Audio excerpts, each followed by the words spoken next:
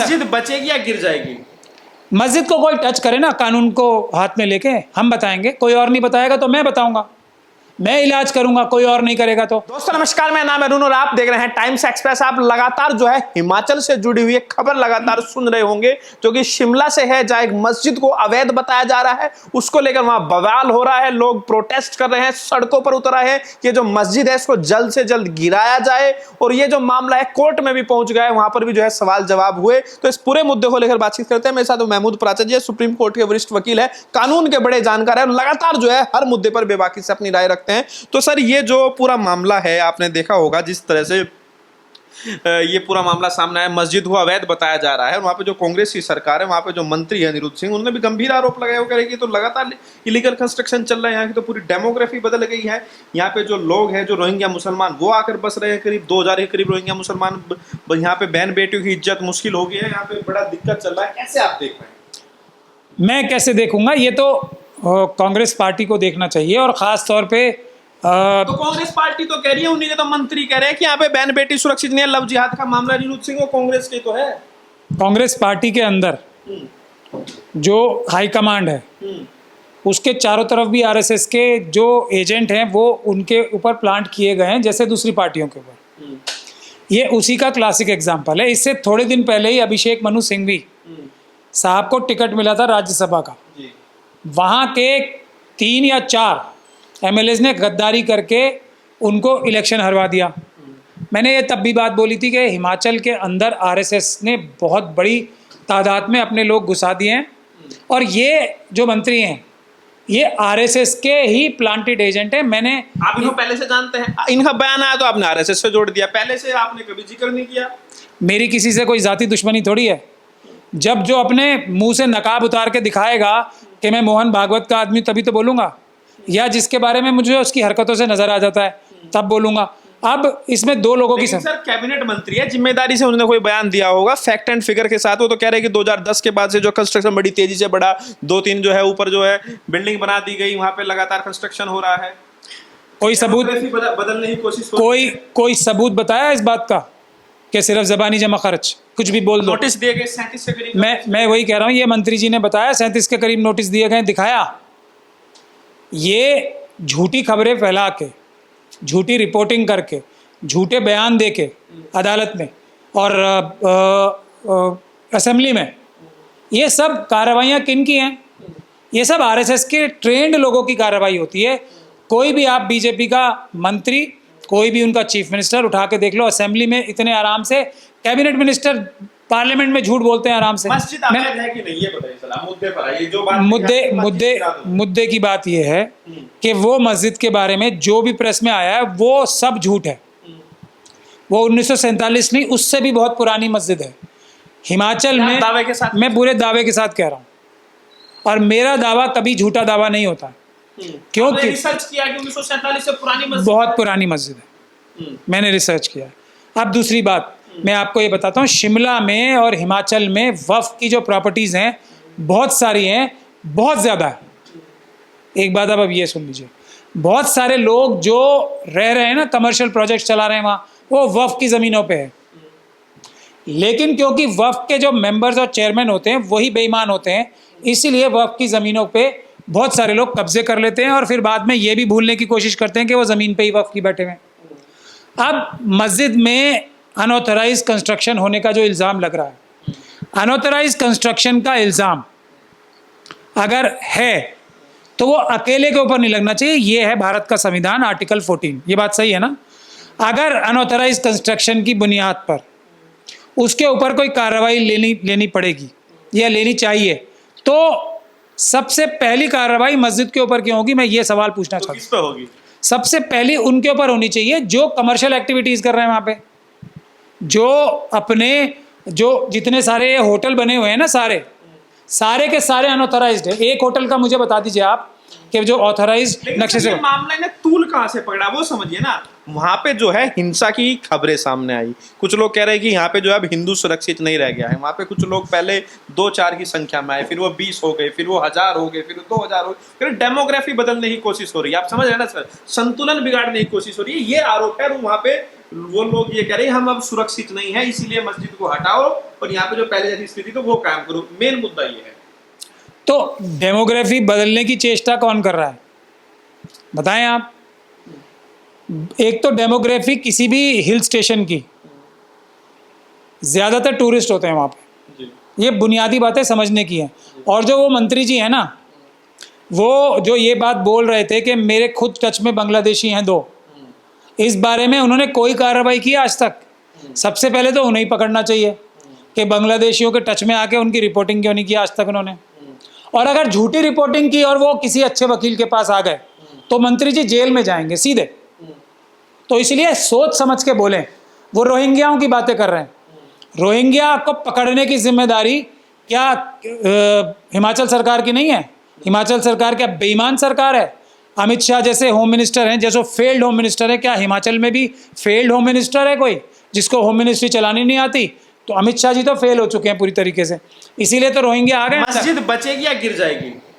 मस्जिद को कोई टच करे ना कानून को हाथ में लेके, हम बताएंगे। कोई और नहीं बताएगा तो मैं बताऊंगा, मैं इलाज करूंगा, कोई और नहीं करेगा तो। मगर ये सबसे बड़ी जिम्मेदारी आती है, ये राहुल गांधी साहब ने जो मेहनत करके 5000 किलोमीटर चल के अपना जो खून पसीना एक करके जो मेहनत करके कांग्रेस की साख वापस बचाई है ना, ये उसके ऊपर डायरेक्ट प्रहार हो रहा है। आरएसएस के एजेंट पूरी तरीके से कांग्रेस के अंदर एक्टिव हैं। राजीव शुक्ला जी की जिम्मेदारी इसमें सबसे बड़ी मैं मानता हूं। तो Rajeev Shukla general secretary incharge हैं, वो सो रहे हैं क्या? वो बीसीसीआई में बिजी हैं। बीसीसीआई में जय शाह के साथ मिलके जो गोरख धंधा हो रहा है उसमें बिजी हैं, या हिमाचल की भी परवाह होनी चाहिए? कैसे पहले तो उनको ये पता होना चाहिए था कि कैसे ये अभिषेक मनु सिंघवी जो एक ही अच्छे वकील हैं, ये जो ऊपर बड़े बड़े वकील हैं ना, उनमें से एक ही समझदार वकील हैं अभिषेक मनु सिंघवी, उनके ऊपर कैसे स्पॉट लग गया, उनका एनकाउंटर कैसे हो गया, वो हिमाचल में कैसे हो गया? राजीव शुक्ला जी ने आज तक इस बात का जवाब दिया? कोई अकाउंटेबिलिटी है? अब राजीव शुक्ला जी इस बात का भी जवाब नहीं दे रहे, बल्कि जय शाह के साथ मिलके पता नहीं कहाँ पे होंगे इस वक्त। वो इतना बड़ा क्राइसिस, हिमाचल में सरकार गिरने के कगार पे आ रही है। ये जो बगावत की है ना, महमूद प्राचा बचा लेंगे मस्जिद? मैं देखिए बचाने वाला कौन होता है, मैं बचाने वाला नहीं हूँ। बचाने वाला ये है, बचाने वाला ऊपर है और बचाने वाला ये, तो इसके थ्रू बचेगा। और ये जितने भी बकवास कर रहे हैं ना ये मंत्री संतरी, ये जेल जाने का काम भी कर रहे हैं। जैसे हम छतरपुर के बारे में बोल रहे हैं, ये मंत्री भी जेल जाने की कार्रवाई कर चुके हैं।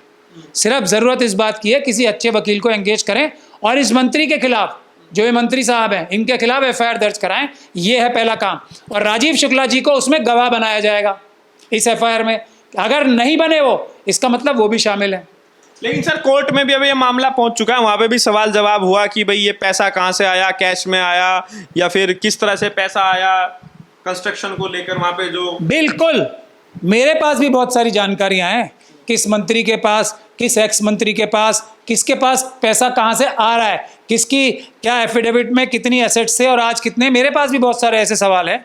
मैं ये सब करूंगा ना, फिर ये सब करेंगे हम, क्योंकि राजीव शुक्ला जी ये मस्जिद बचाने के लिए कुछ भी करने को तैयार, संविधान बचाने के लिए। अच्छा। इसको बचाने के लिए, क्योंकि ये हमला मस्जिद पे नहीं हो रहा है, ये इस संविधान पे हमला हो रहा है, वो हम होने नहीं देंगे। ये तो राहुल गांधी साहब ने जो बोला है ना संविधान बचाने की बात, उसके बाद से उन्हीं के घर में घुस के संविधान तोड़ा जा रहा है, उन्हीं की छवि खराब करने के लिए।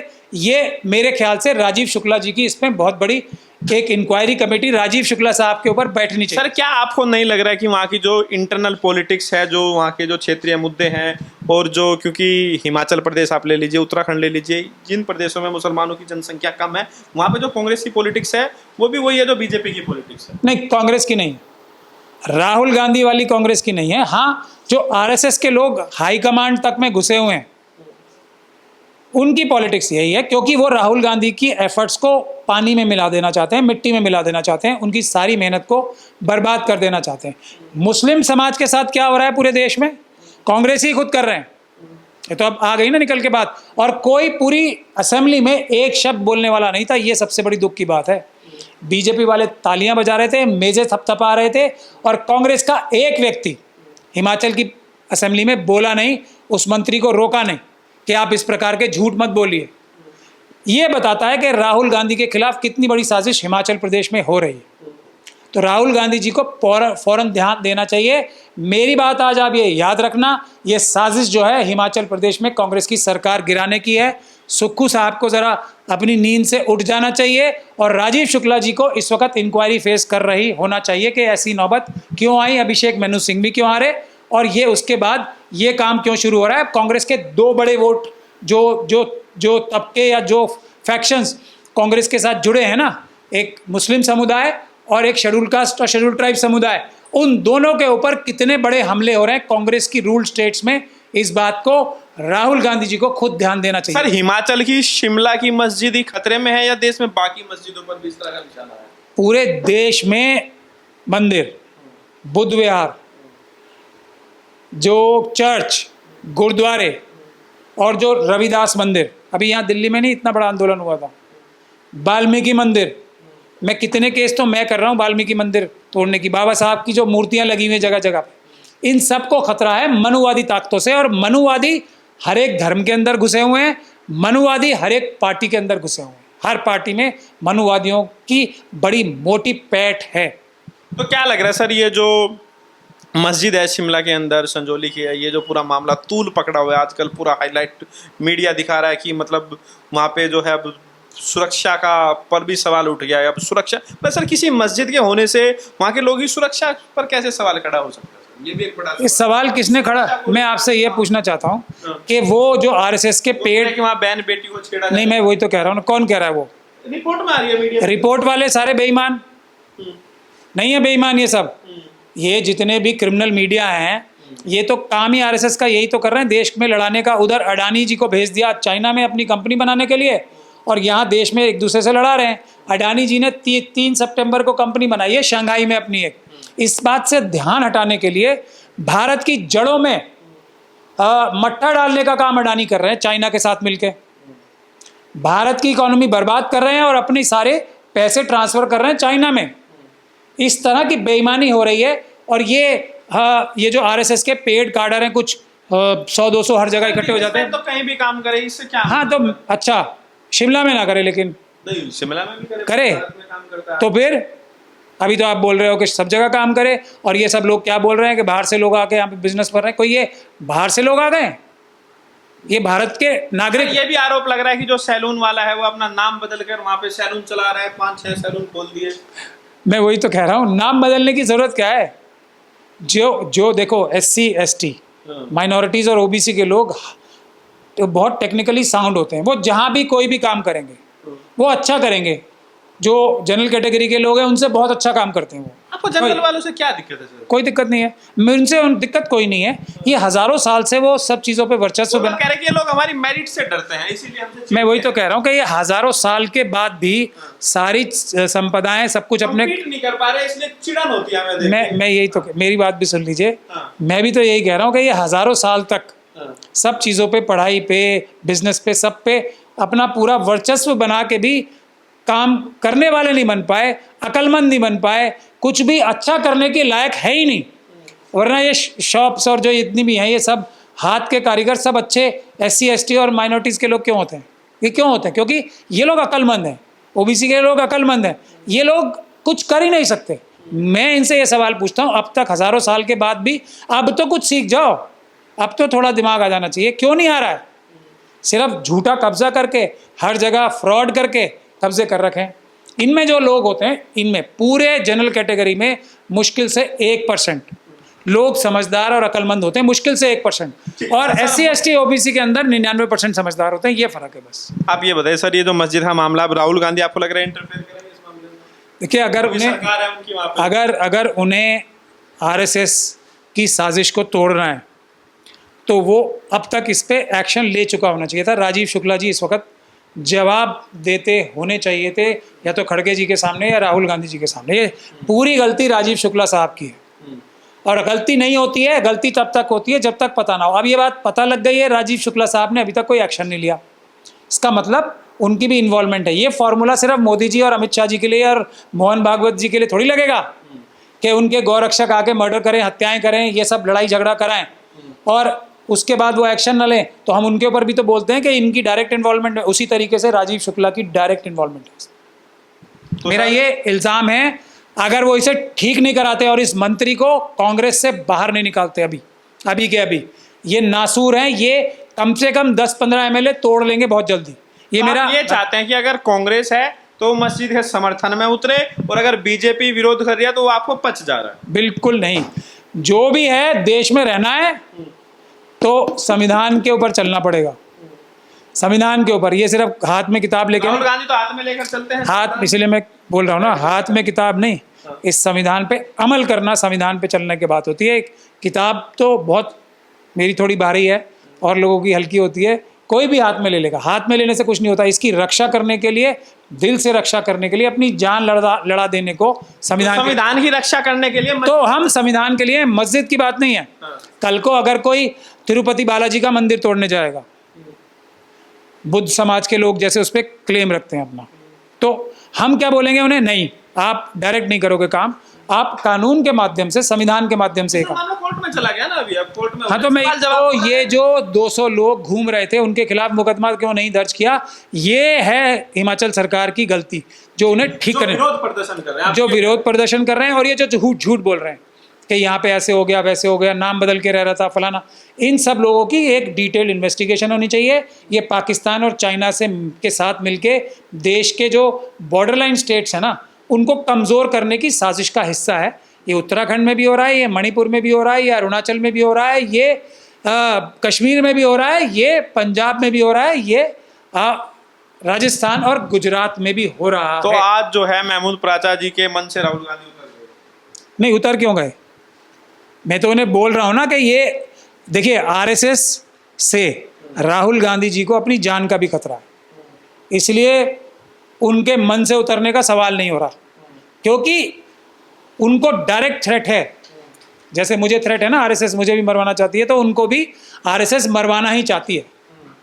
तो अब ये वो कुछ भी करें, उनकी गलती तो हो सकती है, लेकिन वो उसमें इन्वॉल्व नहीं हो सकते। ये बात मेरी पर्सनल नॉलेज में है कि आरएसएस राहुल गांधी को और गांधी फैमिली को, तो सर क्या रास्ता है सर इस मस्जिद वाले मामले में? क्या सीधा रास्ता है। राहुल गांधी जी को सबसे पहले, ये फ्री ऑफ कॉस्ट सलाह दे रहा हूँ, सबसे पहले अपने चारों तरफ जो है ना लोग, वो एससी, एसटी, ओबीसी और माइनॉरिटीज़ के लोग लाने चाहिए।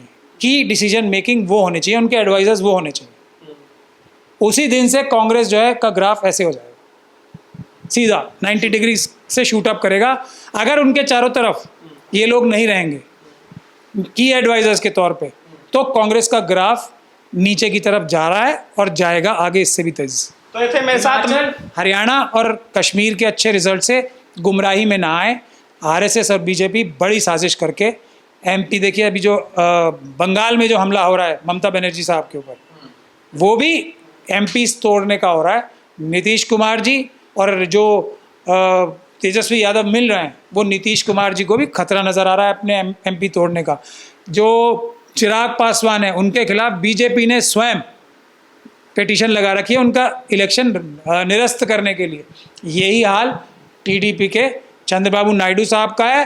और जो मतलब आप ये कह रहे हैं कि धीरे-धीरे करके बीजेपी अपनी सरकार को अपने हाथ में ले लेगी। अजीत पवार साहब ने तो कह ही दिया कि जनता जो है परिवार तोड़ने वालों को अच्छा नहीं मानती।